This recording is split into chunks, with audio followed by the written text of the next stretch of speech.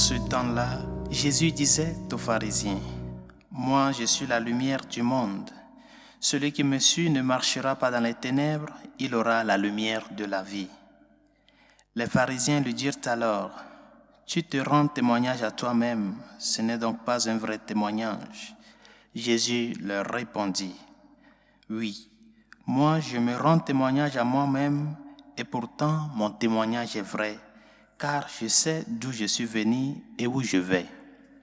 Mais vous ne savez ni d'où je viens, ni où je vais. Vous vous jugez de façon purement humaine. Moi, je ne juge personne. Et s'il m'arrive de juger, mon jugement est vrai parce que je ne suis pas seul. J'ai avec moi le Père qui m'a envoyé. Or, il est écrit dans votre loi que s'il y a 2 témoins, c'est un vrai témoignage. Moi, je suis à moi-même mon propre témoin, et le Père qui m'a envoyé témoigne aussi pour moi. » Les pharisiens lui disaient, « Où est-il ton Père ?» Jésus répondit, « Vous ne connaissez ni moi ni mon Père. Si vous me connaissez, vous connaîtrez aussi mon Père. » Il prononça ces paroles alors qu'il enseignait dans le temple à la salle du trésor, et personne ne l'arrêta parce que son heure n'était pas encore venue. Acclamons la parole de Dieu. Louange à toi, Seigneur Jésus. Il y a une question que tant de millions de personnes se posent par rapport à la personne du Christ. Et cette question, l'un des apôtres de Jésus l'a déjà formulée au Seigneur. Philippe, dans une occasion, demande à Jésus, « Seigneur, montre-nous le Père et cela nous suffit. » Et Jésus de lui répondre, « Tout ce temps avec moi et tu ne me connais pas. Philippe, qui m'a vu, a vu le Père. » Cela peut paraître un peu anodin, mais c'est là le témoignage vrai. Qui a vu Jésus-Christ a vu le Père, parce qu'il est l'image visible du Dieu invisible. C'est lui qui a porté un visage humain au Dieu invisible. Il a pris chair, il a assumé notre nature humaine pour nous montrer qui est Dieu. Si vous me connaissez, vous connaîtrez aussi le Père, a-t-il dit dans l'évangile de ce jour. Quelle est cette connaissance dont le Seigneur nous parle? Dans notre cheminement de foi, dans notre vie de chrétien, as-tu vraiment fait la connaissance du Christ? As-tu vraiment connu le Seigneur pour pouvoir témoigner de lui? Cette connaissance du point de vue de la réalité de qui est le Christ, peux-tu témoigner de cela? Parce que la connaissance dont il parle ici, c'est l'expérience. Le verbe connaître chez les Hébreux et dans le contexte grec, le verbe ginosko, c'est faire l'expérience. As-tu fait l'expérience de Dieu en la personne du Christ? Ce Dieu qui n'a pas condamné cette femme adultère dans l'évangile d'hier.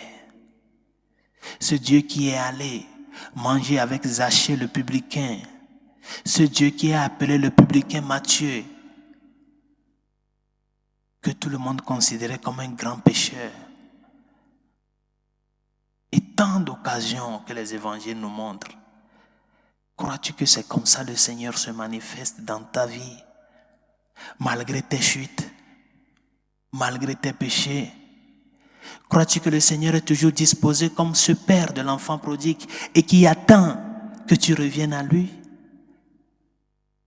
C'est cette expérience que tu dois faire de lui. Et si tu as vraiment fait cette expérience du Dieu miséricordieux, du Dieu justice, du Dieu amour, tu as connu vraiment le Père.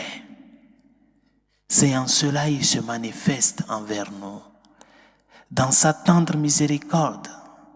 Si nous parcourons tout l'Ancien Testament, combien de fois le peuple d'Israël ne s'est pas murmuré contre Yahvé dans les difficultés? Ils ont fait un veau d'or parce que Moïse les a laissés. Et l'intercession de Moïse a fait que le Seigneur est revenu sur sa tendresse. Si nous ne faisons pas l'expérience de ce Dieu de Jésus-Christ, beaucoup de questions passeront à notre tête. Et nous continuerons toujours par demander, comme Philippe, à Jésus de nous montrer le Père. Il est la lumière qui vient nous éclairer, bien chers amis. De quelle lumière as-tu besoin? Si la lumière est déjà présente en toi, c'est à toi de prendre soin de cette lumière pour qu'elle puisse briller. Cette lumière que tu as reçue de par les sacrements d'initiation, le baptême, la première communion, la confirmation. Comment est-ce que tu fais pour que cette lumière puisse se maintenir vivante, puisse éclairer les autres? C'est à cela que nous sommes appelés. Il est l'image du Père. Il va nous démontrer cela quand il mènera à bout sur la croix l'œuvre de notre salut. Il n'est pas venu condamner, mais sauver. Pour toi et pour moi, il s'est fait un holocauste sur la croix. L'as-tu vraiment découvert?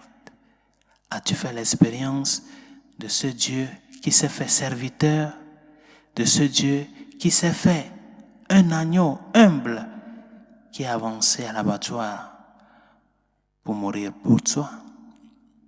Demandons-lui de nous aider et de nous aider à tous, afin que tous ceux qui le cherchent puissent le trouver, le connaître vraiment, puissent faire l'expérience du Christ, du vrai Dieu qui s'est fait homme. Et ceux qui l'ont déjà trouvé, de pouvoir le chercher encore et de faire davantage l'expérience de son amour et de sa miséricorde. Que sa grâce nous y aide.